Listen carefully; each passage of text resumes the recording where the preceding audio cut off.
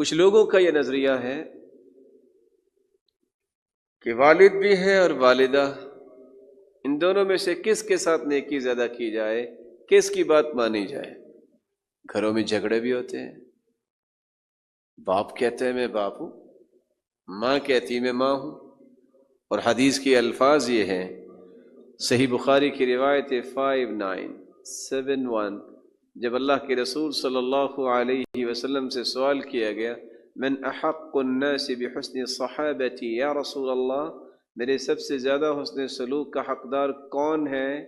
قال امک، آپ کی والدہ گرامی۔ قلت ثم من، پھر کون؟ قال امک، آپ کی والدہ گرامی۔ قلت ثم من، پھر کون؟ قال امک، تمہاری والدہ گرامی۔ قلت ثم من؟ قال ابوک۔ 3 مرتبہ ماں کا تذکرہ کیا اور 4تھی مرتبہ والد کا تذکرہ کیا۔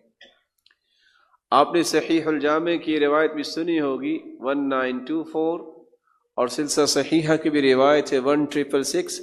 آپ صلی اللہ علیہ وسلم نے فرمایا ان اللہ یوصیکم بأمہاتکم ثلاثا، اللہ ذوالجلال ماؤں کے ساتھ حسن سلوک کرنے کا 3 مرتبہ وصیت کرتے ہیں۔ ان اللہ یوصیکم بأمہاتکم ثلاثا، پھر فرمایا ان اللہ یوصیکم بآبائکم، پھر اللہ اس بات کا بھی حکم دیتے ہیں کہ اپنے والد کے ساتھ بھی اچھا برتاؤ کرو۔